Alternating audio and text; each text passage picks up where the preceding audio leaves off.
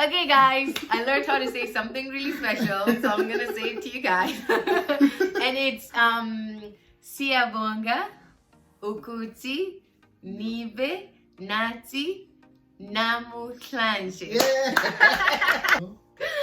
Hello everybody, welcome back to another video. It's your girl Natalia, and today we have a very special guest, and we're gonna speak about none other than South Africa with a South African. Okay, so with me I have Siphiwe Mabaso. He is an architect, and I want him to introduce himself.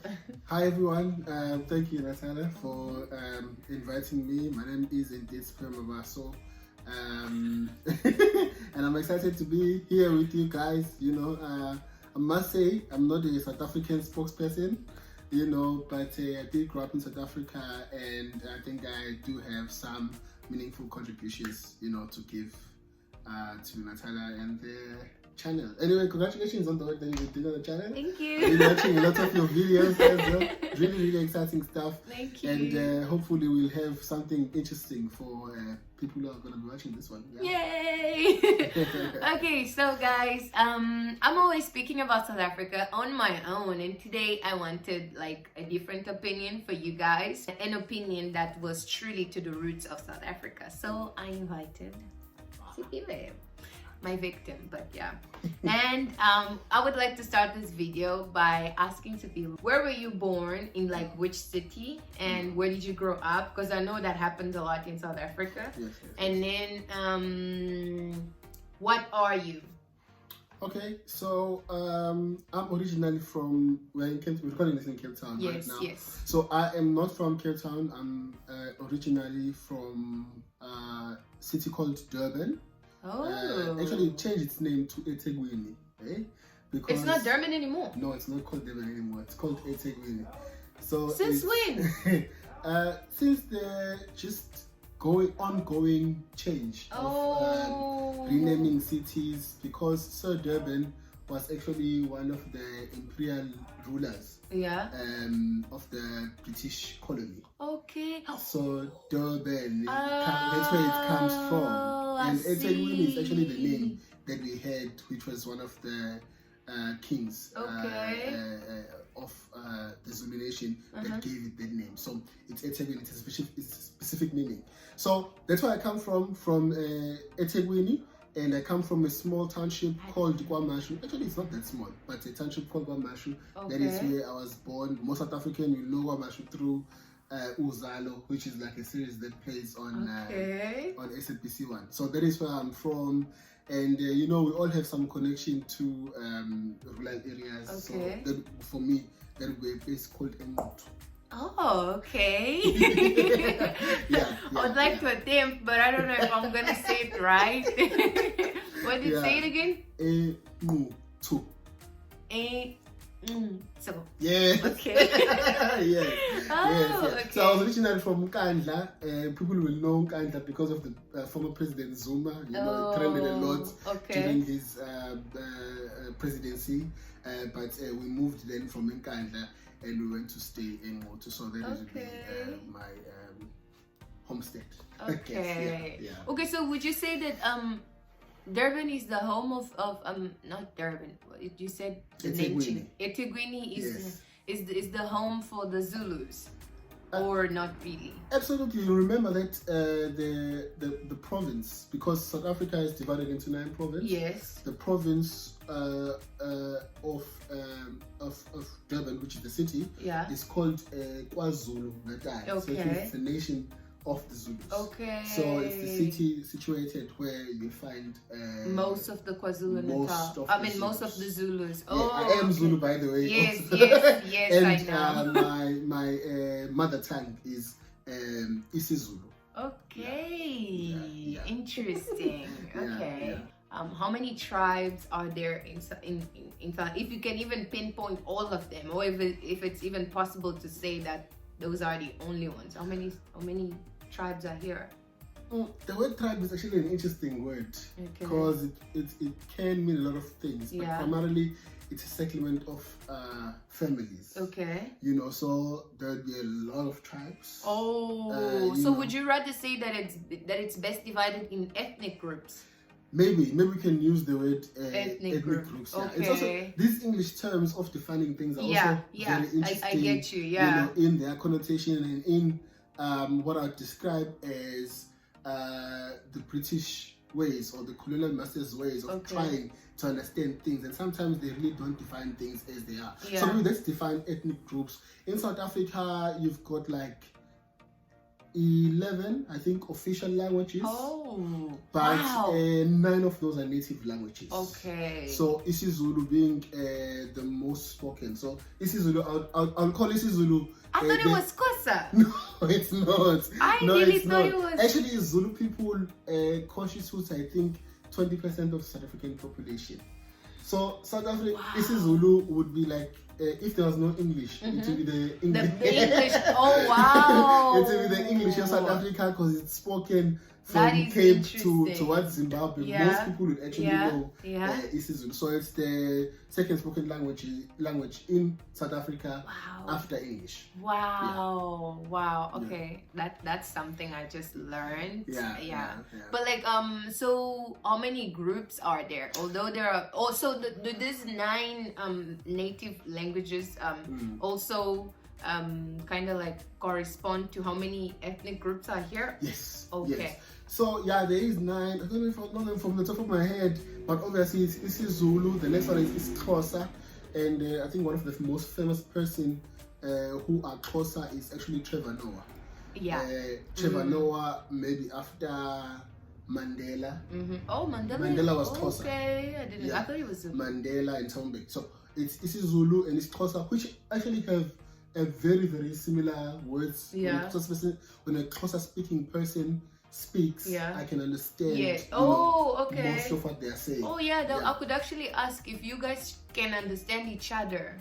Because sometimes I will see someone speaking in another language and have another person speaking in another, and they will somehow answer each other, but not answer in the same language, but in their own languages. So you would experience that when a Xhosa person speaks with a Zulu speaking person, because most words are the same. And then there's the other ones, the other 3, Sotho, Pedi, and Tswana. Okay. Those people actually also have similar, words and dialects. And then there's Venda, there's Tasha is Venda. Oh, is she? Yeah. Oh yeah. There's Pedi, and then there's what is the other one? There's Tonga. Yeah, yes. There is Tonga. I'm forgetting the other 2. Shona is from Zimbabwe, right? It's not here. Shona is from Zimbabwe. Okay. As a non-South African, when I hear about South Africa, the first languages that come to my head are like Afrikaans, Xhosa, and Zulu. So these are like the main languages that are like. Well, Afrikaans and isizulu, and maybe this might be a political answer. But Afrikaans and English, you must remember that we get them from colonial settlement. Okay. So when the Dutch colonized the Cape, and when the Brits, in Britain also colonized us. Okay. So that is where we get those languages. Remember, one of the things that they did is actually to make us speak the language So Dutch and English combined gave is not even above. Dutch actually gave Afrikaans. Okay. Yeah. So Afrikaans find its roots from Dutch. That is why Afrikaans speaking people can understand Dutch. Yes, I've heard that a lot. So actually, English, which is the most spoken, maybe even all over the world, is because of their imperial endeavor of just colonizing everyone. Okay. And so everyone had to speak English. Okay. So in South Africa, I think English, people whose mother tongue is English, in other words, European descendants, they should be less than 7%, because white people combined South African constitutes, I think, less than 12% of the population. Wow. So we are speaking a language, that is spoken by less than 12% of the South African population. Okay. Yeah. But it comes back from our history, I guess. Okay. So but Afrikaans was born in South Africa, right? Afrikaans was born in South Africa from Dutch. Okay. Yeah. Because I actually don't know if there's any other country that speaks Afrikaans. I don't think. Oh no, Namibia. Namibians speak Afrikaans too, right? Yeah. But I guess it was also close ties because we're neighbors. Yeah.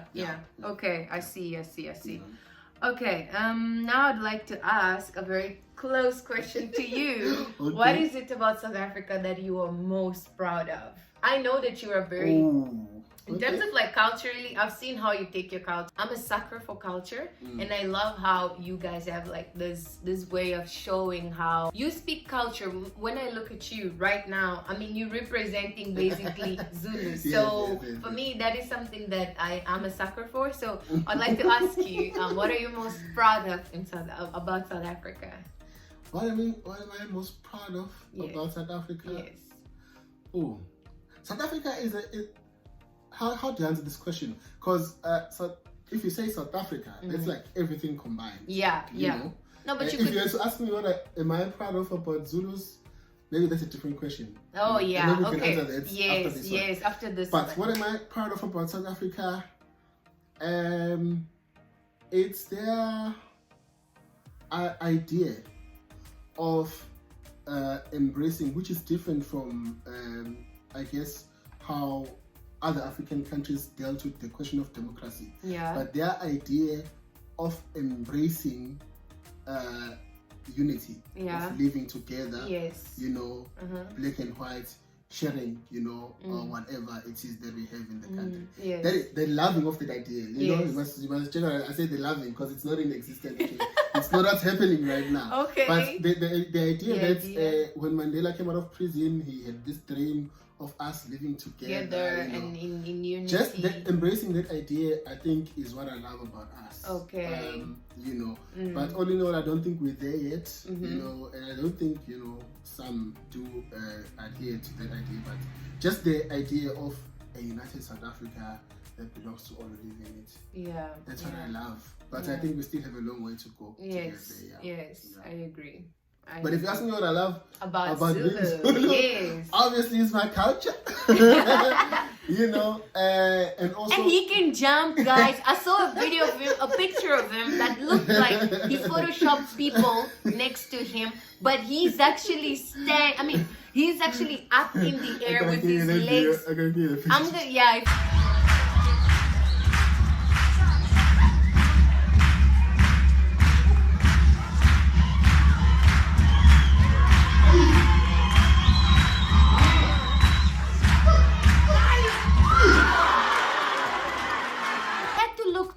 that picture not even twice. I think I looked and I was like, it's not photoshopped. Then I went into the comments and everyone is like, wow, you can jump really high. Oh my gosh, yo.